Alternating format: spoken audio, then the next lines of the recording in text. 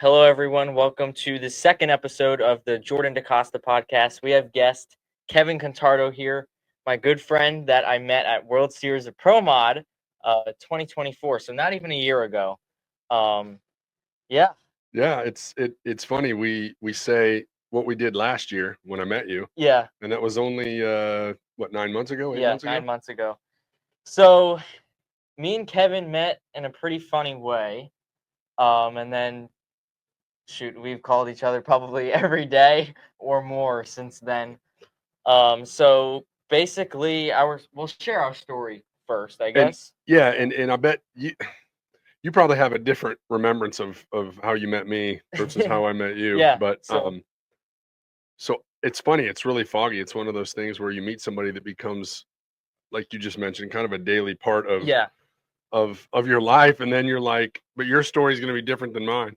yeah, So I remember being here for a few days for World Series of Pro Mod back in March, and the second World Series of Pro Mod here in Bradenton at Bradenton Motorsports Park, which is right behind us actually as we yes, do this. Um, and I remember doing 10 things at once, which is pretty much my normal. yeah, And this white light coming out of the sky in the form of Jordan DaCosta, who I just remember saying, "Hey, can you?" My eyes were probably crossed trying to do 10 things at once, and I said, "Hey, can you help me with this?" And I don't think you left my side or Drag Illustrated side pretty much for the rest of the weekend, and you literally knocked out everything we asked you to do. Um, Run here, run there, do this, do that, yeah, let this person in, don't let yeah, that person in. It was pretty crazy. But I just remember out of the crazy dust yeah, storm that was yeah. World Series of Pro Mod, out comes this great, light of Jordan DaCosta who Yeah, so I was working the front gate, and then I was also managing the security over there as well. So I was doing a couple things, making sure that the gate, people were good, the security was good. Because I'm naturally a leader, yeah, as you we you all you know. emerged Um, quite quickly so and out of the yeah, blue. Kevin just was asking for some help, simple things, and then I did stick by all of your sides. I mean, we did the whole winner circle stuff together. I was presenting the watches, that Yeah, sponsorship on the watches. that was I remember the most vivid things about meeting you during that weekend Yeah, was honestly, I think it was several things. It was yeah, helping get people in and out at the front gate that we had, and working with some of the sponsors that were part of the event. And then that night, and man, it was getting pretty late. But we finished off, but I vividly learned what you did, hmm very vividly. Like, we didn't really go into full explanation of like what your actual job was, because I thought the whole time you were with DI the Drag whole time. Illustrated, Yeah. right?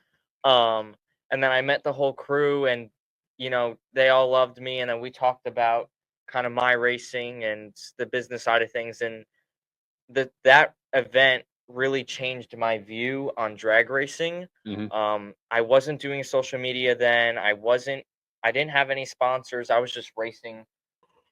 I really want to do this full time. I want to try and make it a career, find the sponsors, do all the things right, and the social media and all that good stuff. And I mean, just in these past couple, I want to take it full time. I want to do all the things right. And just these past months since the World Series of Pro Mod, like, everything has changed for me.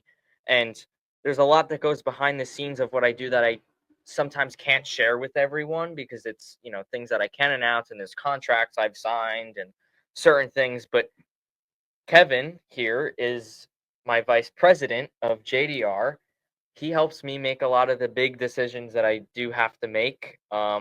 He helps me find sponsors, all the business side of things. He has mentored me and taught me. So I'm extremely thankful for you, Yeah, Kevin, for really picking me up and taking me to where I am, because in these past couple months, it's it's been like lots been going on. Yeah. rapid exponential growth. So Well, and yeah, I'm happy to do it. And I will say this, and not to dote on you, but you, as I told your parents and several other people, most kids I meet that are your age, sorry, not you're not a kid, but by I age, like to maybe be you're called a kid. classified one.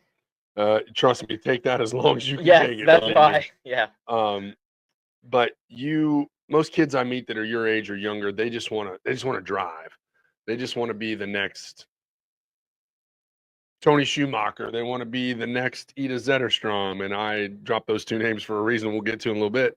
But they don't want to learn the business from the sponsorship side, the operational side, the tuning side, the driving side. And there's so much more to it than just, oh, I just want to drive the car. Exactly. Everybody wants to drive the car. We all do, right? Yeah.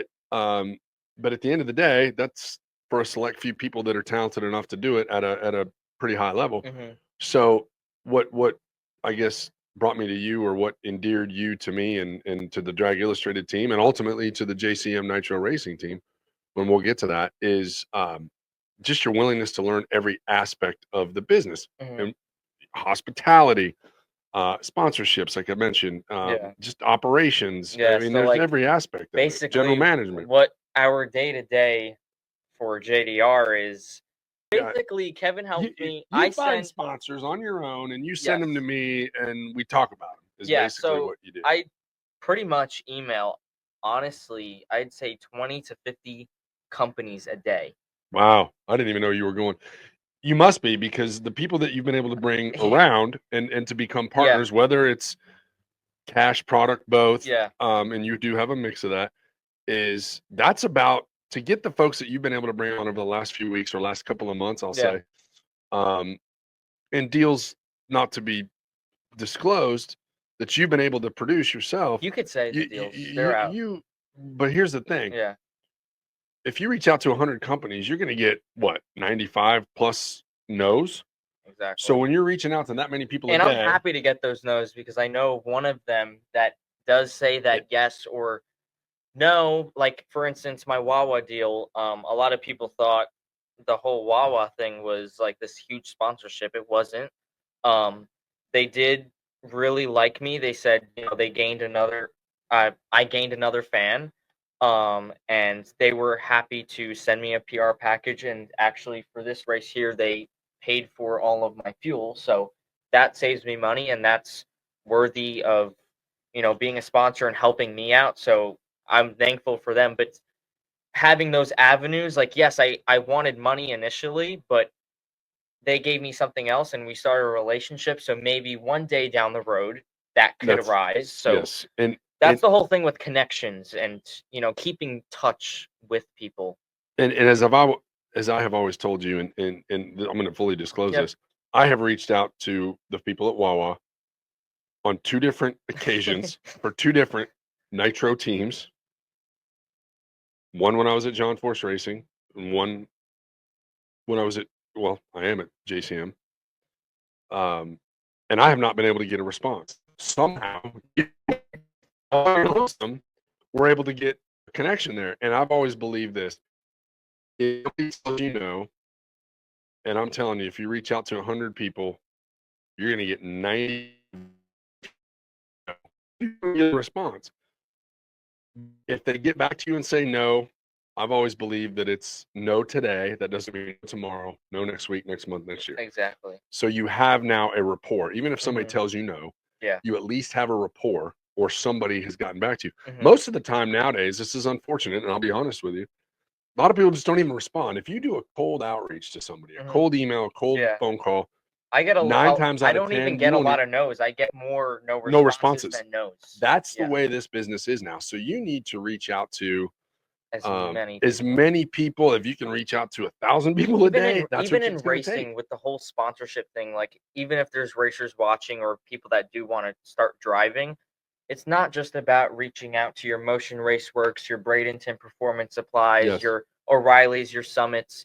It's about reaching out to your Carhartt, your Vans, your Nike, those are bigger companies, but even the smaller mom and pop shops and, things like that are not involved in racing, and you want to the whole goal is for everyone to love drag racing, to get into the sport. So we want to bring not only drivers and fans new into the sport, we want to bring new sponsors into the sport as well that are not already in racing.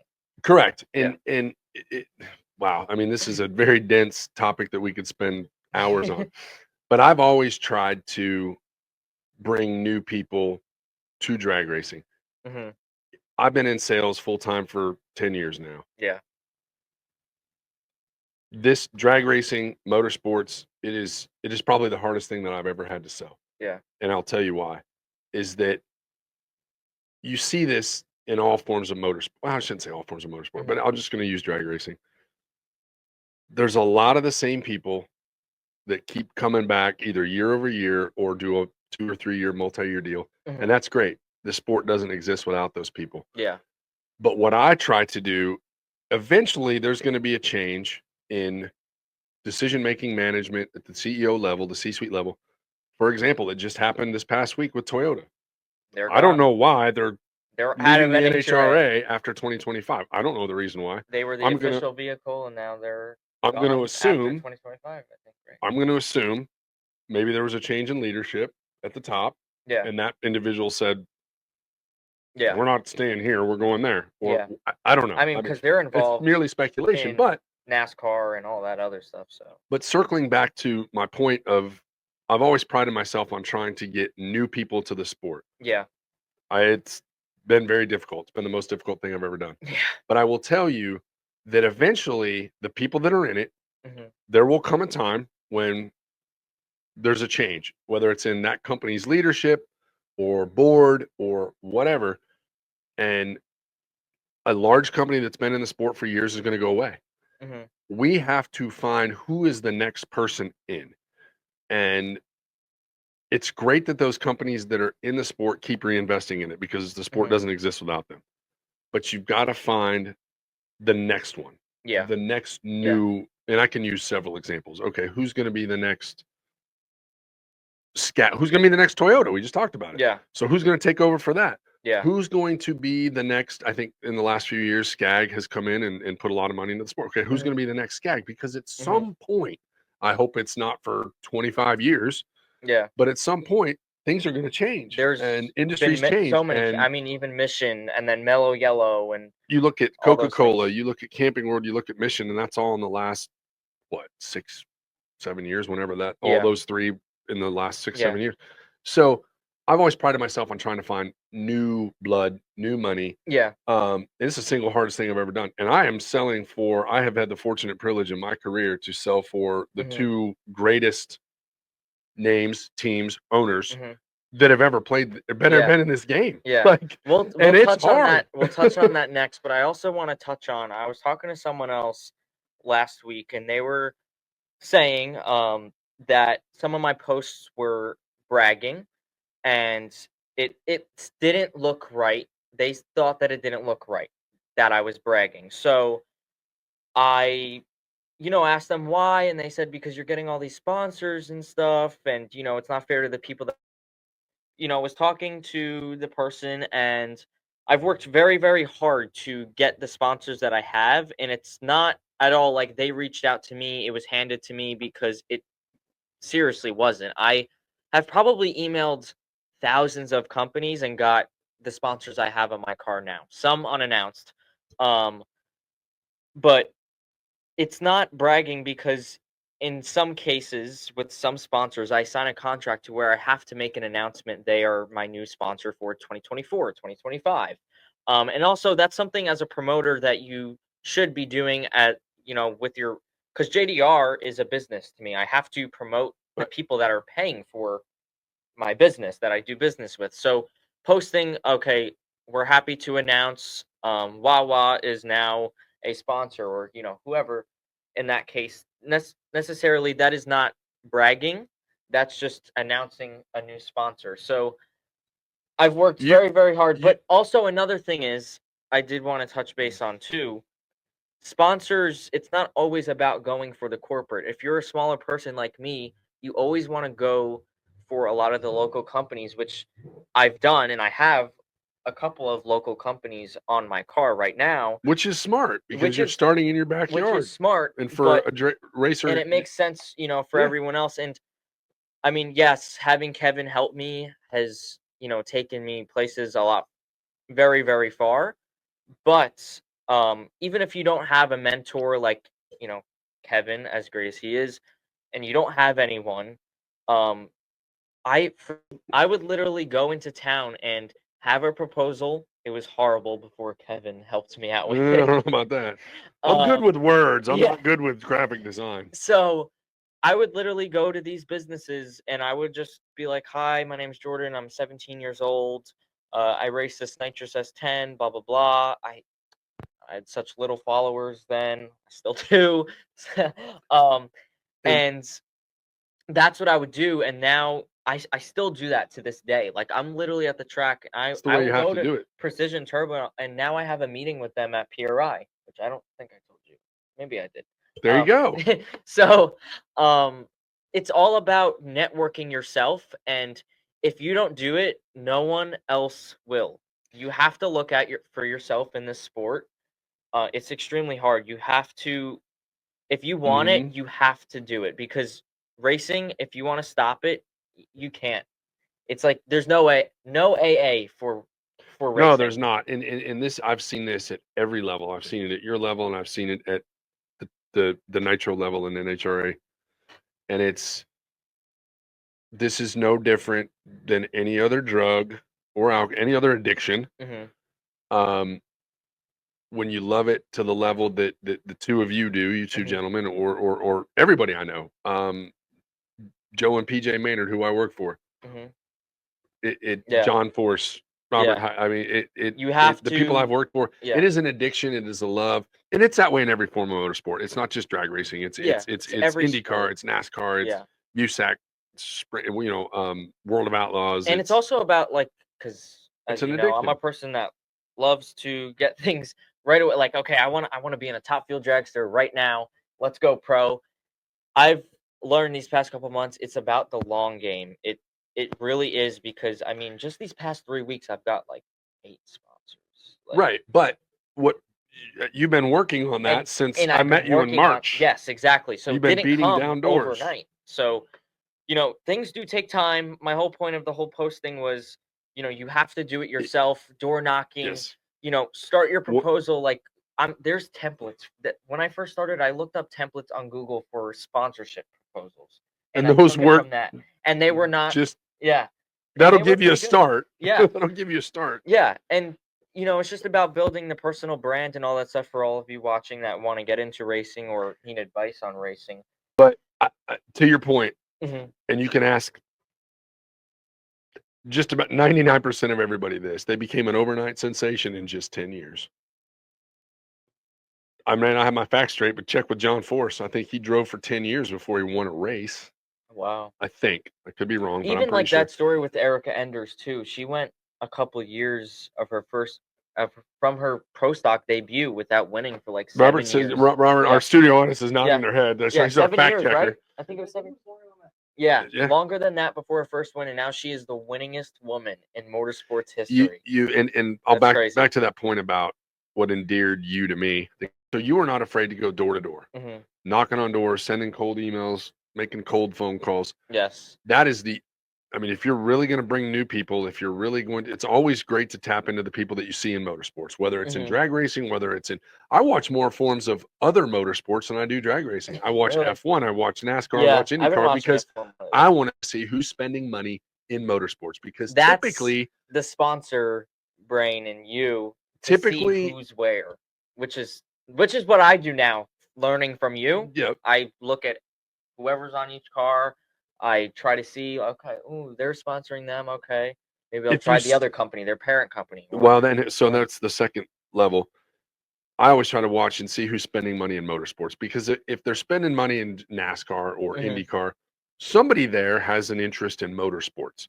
Hey, have you ever come over and seen what we do? Have you ever seen 335 plus mile an hour nitro? Top fuel dragsters or funny cars. Yeah. It's pretty cool. If you've never been, you ought to come check it out. That's kind of my angle because typically they've got a foot in the water because they're already into motorsports. So maybe they just haven't come to the drag strip and seen what we do. So that's where I go. Think a lot of people think it's very easy to drag race. They just think you're on the wheel. Wow. They just don't do anything but go straight. Once a lot of people come and they see what you have to do, I mean, each car is different. Each dragster is different. What you have to do, it's a lot. It's a lot. And the thing for me, I think that separates drag racing from all forms of motorsport is if I can get somebody to the racetrack, I have a greater increased chance of getting them to invest. Mhm. And it still takes forever. It still takes an agonizingly long period of time. But once people come and they see it, they smell it, they taste it, they feel it. Yeah. I have never had somebody come and spend an afternoon with me at an NHRA drag race and say, "Oh, that sucked. That was awful." Yeah. Everyone Typically, loves it. everybody becomes a fan. They have adrenaline. I remember when I traveled with you, like the when people you that you were bringing along and stuff, they had adrenaline from changes it. They their loved it. changes their world Yeah. because they just don't appreciate. TV does not do drag racing justice. Um, we kind of get a bit off track here, Yeah. but I appreciated your hustle, your drive, because I'm a relational seller, and my sales cycle takes an excruciatingly Yeah. long period of time, maybe compared to somebody else. But I feel like that person needs to buy me and the organization that I'm representing first. Mhm. Then they come and and again, this process takes months, Yeah. years. Yeah. There are people that I have worked with or known for years before they spent $1.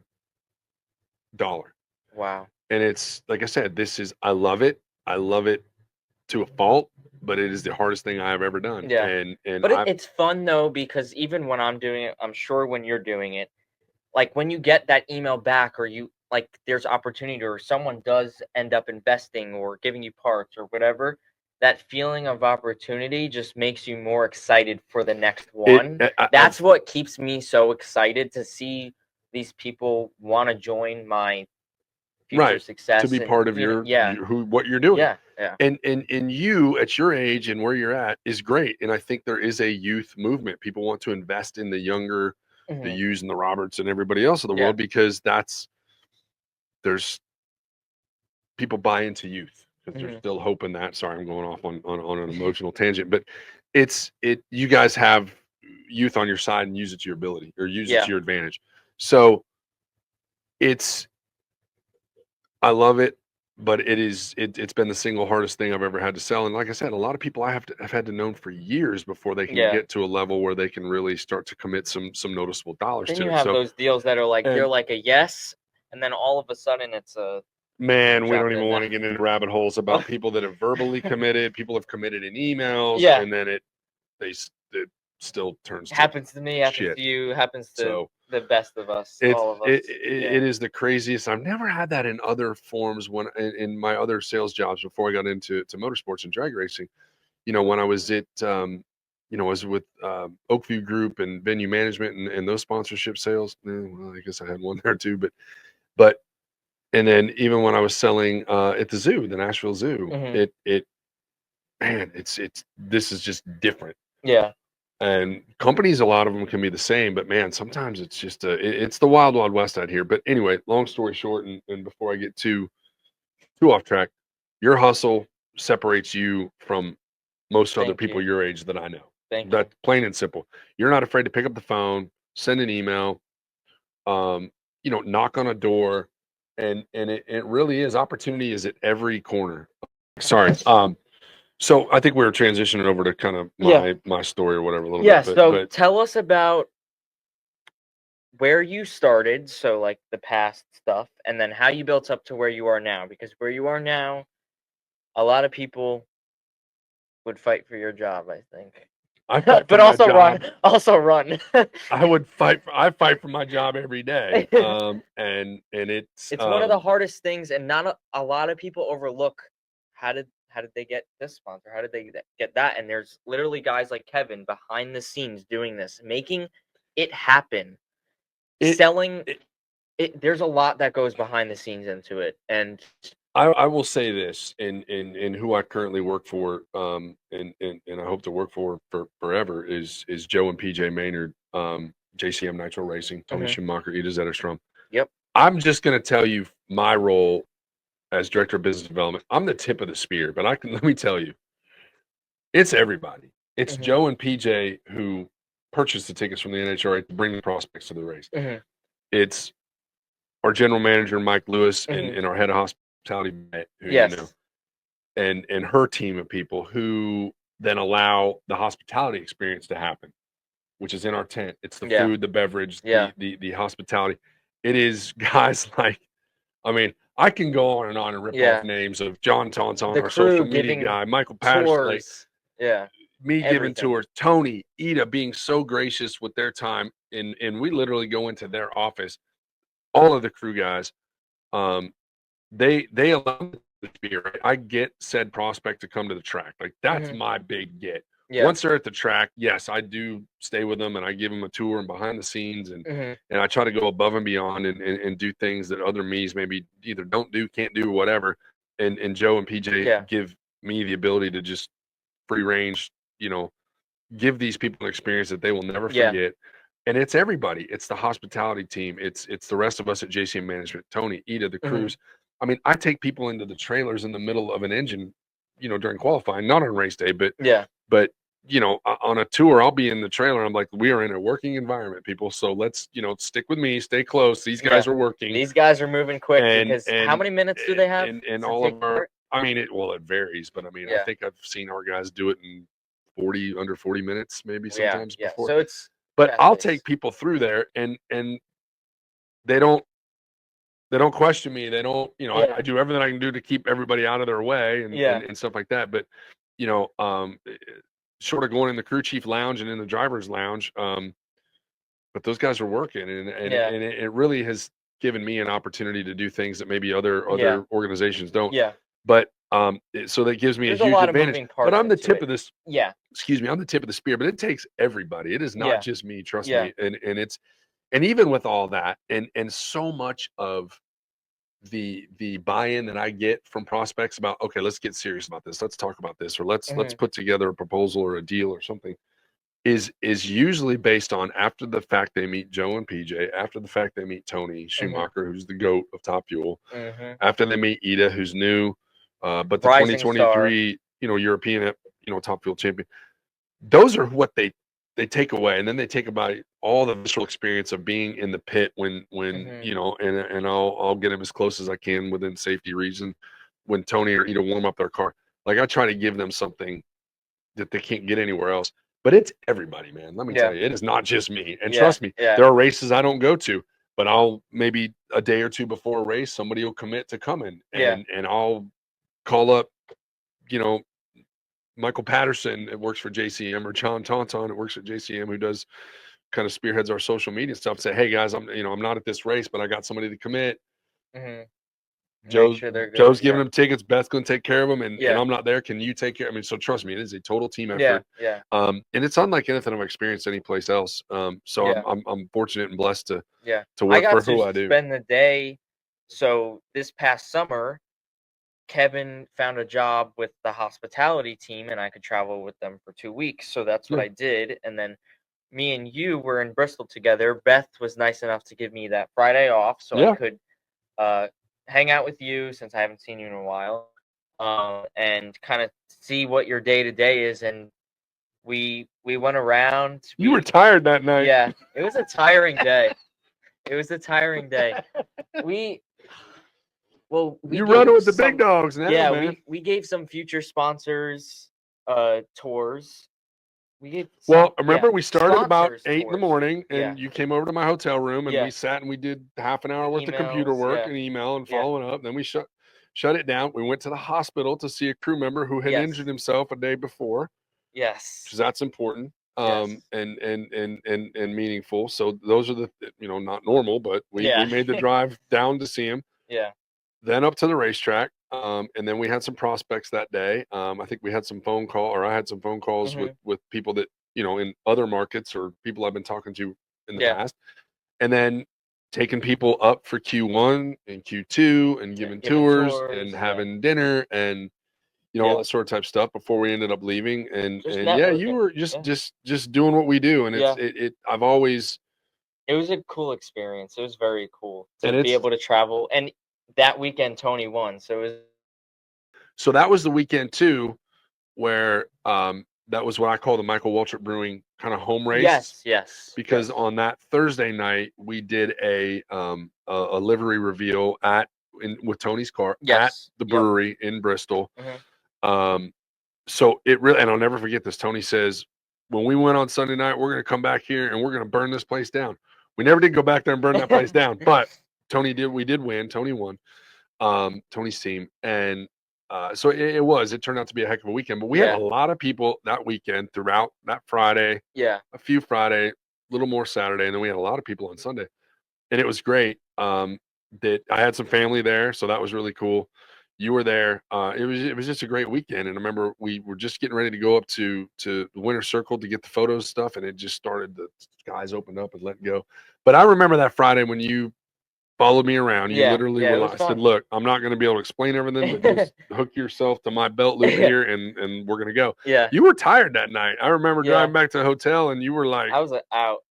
I'm like, hey, we're not there yet, you know, and it was funny, but I love it. And I think you got to see, it's not just what you do at the racetrack. It's while you're at the racetrack and then you've got to do some phone calls maybe with people that you've been talking to. So, I mean, I'm even doing that here. Like I was doing a bunch of stuff. Right. I mean, I'm not like this doesn't rest, man. Like it doesn't. I'm sitting here at 8:30 at night and I'm getting a text message from somebody I've been working on. Yeah. And I'm like, oh yeah, I got to send you that NHRA, the demographical deck. And I'm like, yeah, I'll say. And I took today off. Yeah. But you don't get days off when you do this. And I'm not saying that for sympathy reasons. You know, I took a vacation day today and I think I spent at least a couple hours. Still tugging, yeah, because when you're in sales, that's what you do. I mean, there's no. Yeah, it's crucial. There's no. Yeah. There's no time off, and you're always doing it. And I was going to tell a story earlier. I had to stop into a bank today, and I won't name which one it was, but I had to do a transaction in there, and conversation got started with the teller. Next thing I know, the manager comes out, and we get to talking and tell them what I do and what my day job is, and always prospecting this guy. So next thing I know, I got 2 business cards, and they're like, "We need to have a conversation," and it's a national bank. Oh wow! Not just local to Florida, but just all over. And I said, "I've been chasing you people for years." Oh my gosh! Wow! And they're like, "Well, we're not corporate. We're not." And I said, "Hey, well, but I'm sure you know somebody." Yeah. And they're like, "Yeah, we actually do know the regional person." Local franchises. Blah, blah, blah, blah, blah. So anyway, I grabbed 2 business. You know, they gave me 2 business cards. I gave them, 2 of mine, and I said, "Hey, on Monday, help me."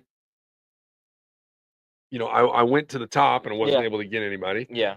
So sometimes now I go into the local branch in Florida where I don't even live. Yeah. And this turns into a conversation while I'm waiting for this transaction to happen. And then next thing I know, we're talking about JCM Nitro Racing. Well, hopefully next week. But I believe that sometimes those people, we know our regional guy really well, and he's really good with the state president. I'm like, well, I need to get to that person. Can you get me to that person? Yeah. Because going to the C-suite was not. No. Sometimes it doesn't work that way. And even for the local people that are smaller, they're not at that pro level. Starting with local people that are franchises, and then you could move up in that ladder because they're connected. There's connections sometimes everywhere. That carries more weight. Yeah. I've seen it where you got to work yourself, if you're fortunate enough to get a connection at the top, to. And then I've also believed, and today was a prime example, you got to start at the bottom or the local level, and then hopefully it does this. But so you just never know. And every single prospect or every single partner that eventually turns into a partner, no 2 are alike. They just don't. I mean, everyone has its different paths. So anyway, I think you were asking me something. We got way off track with my career, how I got to where I'm at or whatever. So so you weren't with JCM forever. I started with at a zoo, IndyCar, I remember you saying, and then let's go back to tell us your story. And I'll try to keep this as brief as I can. So what endeared me to motorsport when I was a child, my mother, growing up in Battle Creek, Michigan, my mother was a rabid Indy 500 fanatic. I can remember her. This was like religion. The month of May, we would have to, as a single digit child, or 8, 9, 10, 11 years old. The whole month of May, when they would qualify, when it would be literally the whole month and not just 2 weeks or whatever it is now. like we would watch the time practice and then the time trials, and that was like such a big deal. And they'd have darn near a couple 100,000 people just for the time trials. And I just remember vividly watching it and then going out and playing in the neighborhood with my buddies and kids, and we'd reenact what we saw, and that sort of type of stuff. It's all the kiddie type stuff. Yeah. But fast forward, so my motorsports passion started from my mother and her love of the IndyCar or the Indianapolis 500. Yeah. So fast forward all these years, and my dad was a big fan of motorsports, and he and I started going to some NASCAR races, which was, that was awesome. Yeah. I was going to NASCAR before NASCAR was cool, before Days of Thunder, and then Days of Thunder came out, and then I thought that was just the greatest movie God ever made. My father-in-law can we could read everybody's, to this day, I can sit here recite, and you can play the movie, no audio, and I can tell you exactly what every character is saying. But anyway, so I've always loved motorsports. Get to college, and I'm sitting in college, and I was fortunate enough to go to college and have a bit of a athletic career, and know some guys that went on to play professional hockey at the NHL level, play in the NBA and play in the NFL all at the same time. Guys that I just happened to be friends with and be around or whatever. Well, there was this one guy in the English class that I had, and he always had these cool jackets. He always had these like cool nice jackets, So he comes in one day, and me, I'm a bullshitter, I'm a talker, whatever you want to call me. And I kept noticing this guy, and I'm like, it's some pretty bad cats in this class. I mean, guys that went on to NFL, NHL, NBA careers. And I was like, man, this guy's like real quiet. Like, he doesn't say anything, and he wears these cool jackets. So one day they're like, well, why don't you go talk to him, man? You talk to everybody. And because I've always been a talker. Yeah. Well, not so much in college, but I was just cutting my teeth on being outgoing. Yeah. Pretty shy. College is when I moved out of my shell. But anyway, as people know me now, but man, there was a point in time when I wouldn't say a word to anybody. I'd sit in the corner. I couldn't believe that. I swear to God, I was the shyest kid on the planet. Man, something changed. Anyway, so I asked this guy, I'm like, hey man, what's your story, dude? What's like, I like these jackets or whatever. Yeah.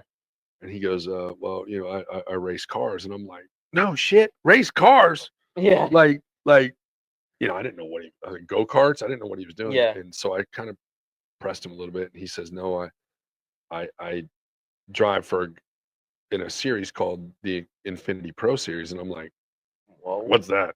And he goes, I drive for Sam Schmidt Motorsports. And I was like, so at the time I was working for the student newspaper. So I go to the newspaper and I get on Netscape. That's how old I am.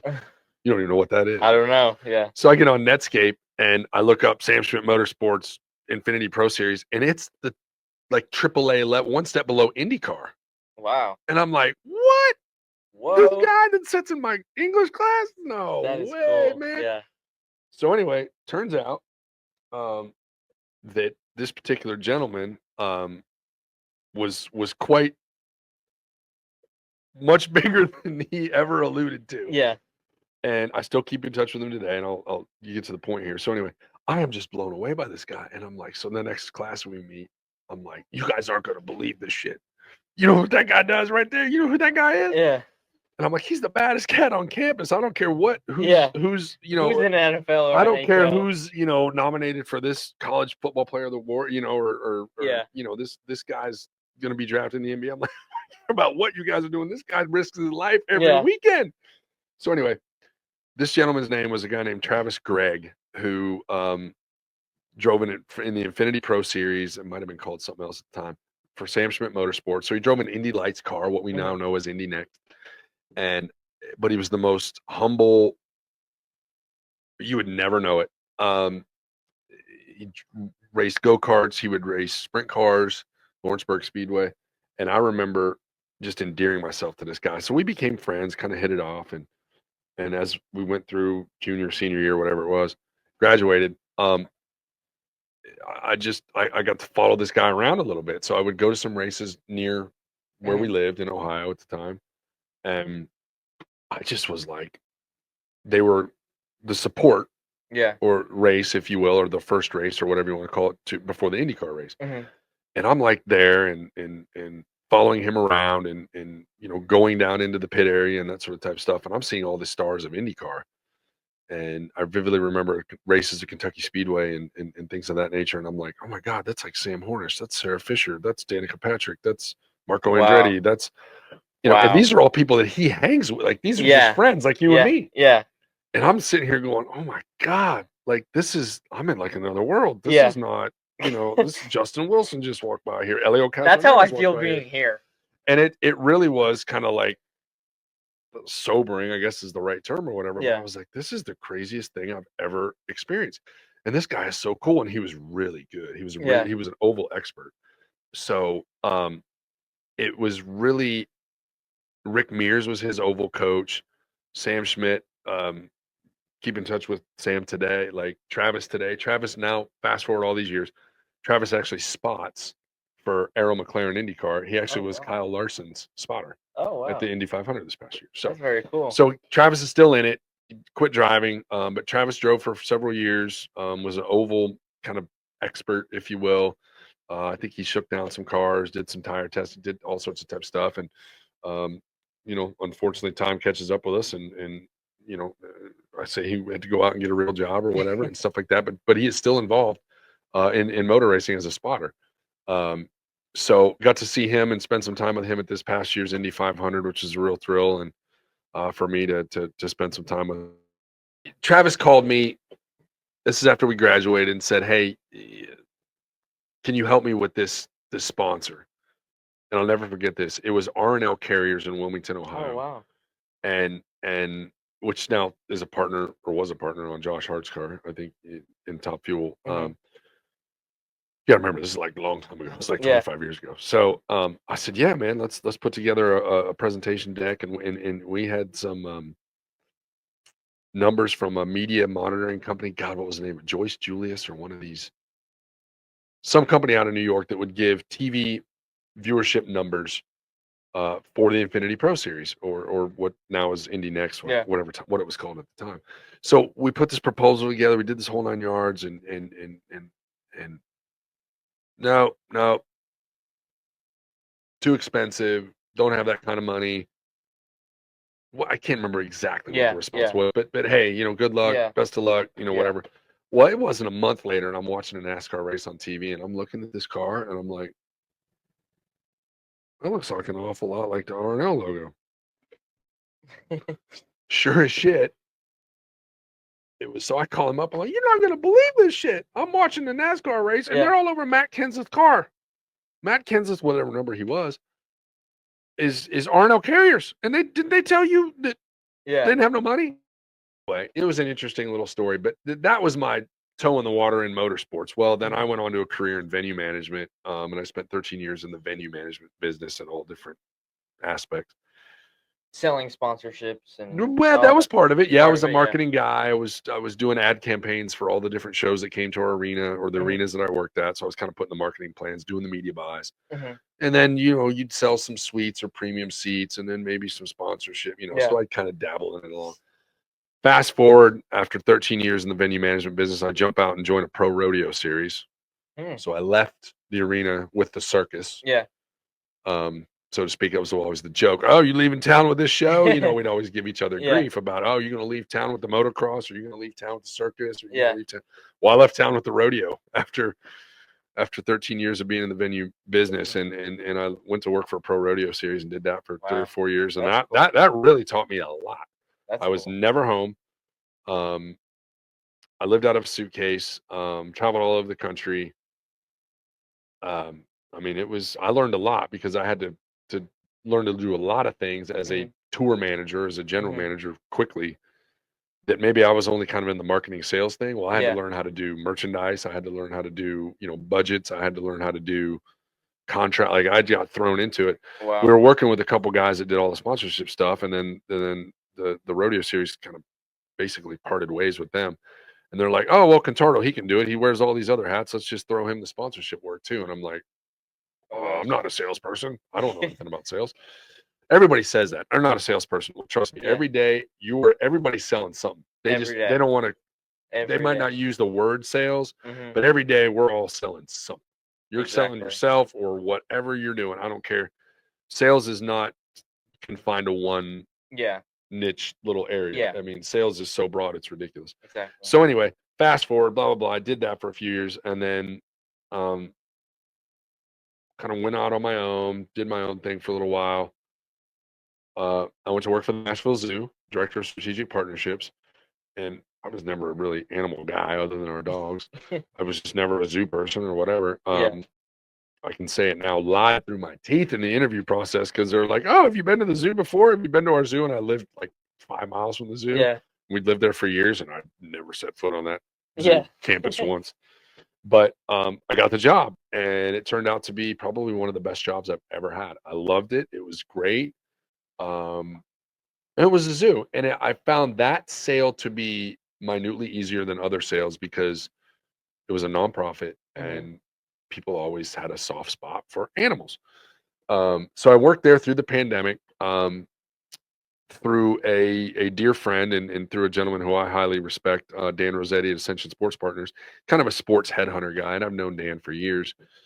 Um, this is another true story. There was an opportunity prior to the pandemic, right before the pandemic started, to go to work for John Force Racing in a I can't remember the title, sales capacity. And he called me up and said, "Hey, you interested in doing that? That was motorsport." I'm like, "Yeah, that's cool. Yeah, I used to watch drag racing as a kid. My dad would always be blown away. You believe those cars go almost 300 miles an hour?" Yeah. Yeah, that'd be cool. My wife has a drag racing history rich with her and her dad, and that we can get to that here in a minute. So I'm like, "Oh yeah, that'd be cool." Well, I'll never forget. He's like, "All right, I'll put your resume. I'll throw your name in the hat. Whatever. Put your resume in there." Yeah. So I guess he called me about a week later. I said, "You ever hear anything from them guys?" And he said he talked to John, and he looked at my resume, and John's like, "What the hell do I need a zoo guy for? What's a zoo guy going to do for me? He's never worked a day in his life in motorsports." Which he's not wrong. Yeah. And I was like, I'm "Okay, surprised they whatever." hired you. And well, that was the first swing. Then the pandemic hit, so I didn't even get an interview really, but they passed on me. But then the pandemic hits, and that turns the world upside down a little bit. And then time goes on or whatever. Well, a couple years later, coming out of the pandemic, I get a phone call from Dan, and he goes, "Hey, there's another opportunity at Force. You want to take another swing at it?" I'm like, "Sure, why not?"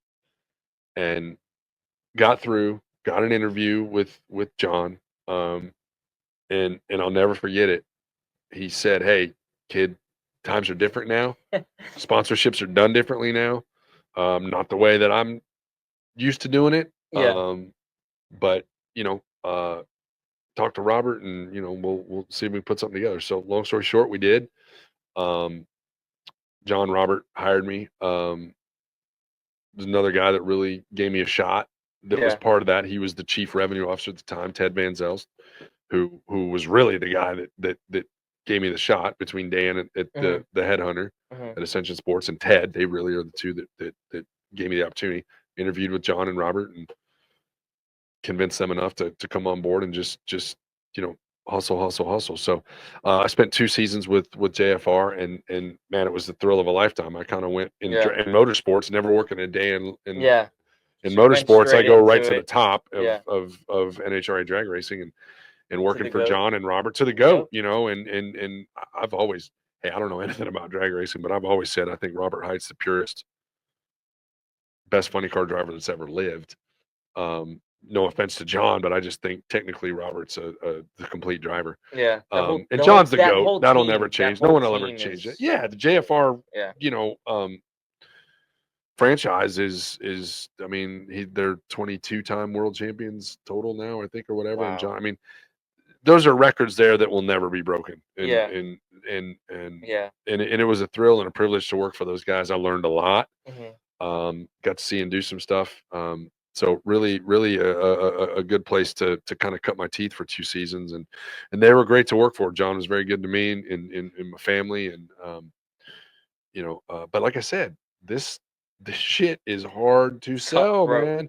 And I worked for John, John and Robert, Brittany Austin were the 4 drivers at the time, and I mean, when you're working for the GOAT and it's still like pulling teeth, and I kind of went in there thinking, man, this is going to be, nothing is ever easy, but I thought it would be easier. Yeah. And this is hard to sell. Yeah. And it has nothing to do with any one individual. It is just to get the kind of money that you see Mm-hmm. maybe that's given to Formula One or to NASCAR. Even IndyCar to some degree is I feel like, man, we're competing for, It's a lot harder, I think. percentages of what some of that stuff, some of those Mhm. other genres of motorsport get. So, but it was great. And then an opportunity came along, to go to a team that, instead of running 4 cars or what became 3 cars, then to come down and to work for a 2-car operation, or what turned out to be a Mhm. 2-car operation with JCM. And to go to work, as I always said, I work for Joe and PJ, but at the end of the day, too, my drivers are Tony and Ida, and I thought, man, what's this? And all my friends give me all the shit. They're like, you went to work for John, the GOAT, and then now you work for the GOAT of Top Fuel and Tony Right. Schumacher. So I Right. mean, I'm pretty much, You're dumb doing looking it. my way into everything at this Yeah. point. And it's so, a smaller team, lesser cars, Mhm. um, real heavy focus on being successful, on winning, Mhm. fielding championship teams. I know I'm going to leave somebody out here, but that's not what this is about. But Yeah. another guy that I get to work with every day is a guy named Mike Lewis, who's a general manager, and Mike's legendary in drag racing, and He's and in the fact is the coolest guy. first guy Yeah. that ever took my wife and I in a cold, rainy as fans in St. Louis, Missouri on a Saturday morning. I'll never forget it. Years ago, during the pandemic, I think it might have been. Really. Mike's standing there, and he's like, "You two look cold and wet," and fortunately we weren't. But he's like, "Come on in here and get some coffee." So this is the old DSR Yeah. hospitality tent. Yeah. We sat and talked to Mike for half an hour, 45 minutes, and I was selling sponsorships at the zoo, and I was like, "What convinces somebody to spend this kind of money in motorsports?" Like, I was like kind of blown away. Mike Yeah. was great. Somebody at the top's got to have a penchant for motorsports. They've got to have a heavy interest in it and a commitment to see that, and Mike is great. So the fact that he's our general manager is a real thrill for me Yeah. too. And Mike and his family are legendary. I mean, Yeah. they're Maple Grove Raceway until Mhm. they sold to the Koretsky's and Mhm. another great family. So it for me, I've really been in 3 full seasons in NHRA drag racing. I've been pretty lucky.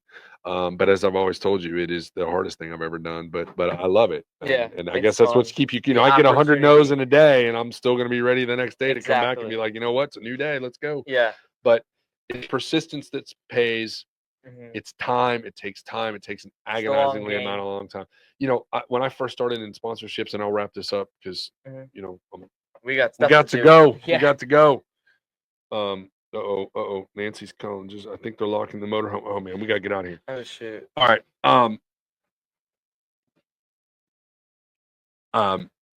Yeah, it's the hardest thing you ever had to do. I'll close it out. Yeah, close it out. All right, Sorry, it's the so- hardest thing you'll ever love. Hey, I'm coming down. Man. So Sorry. we just had Kevin on the second podcast leave? episode. Okay. We're gonna close out this video. Thank you guys for watching the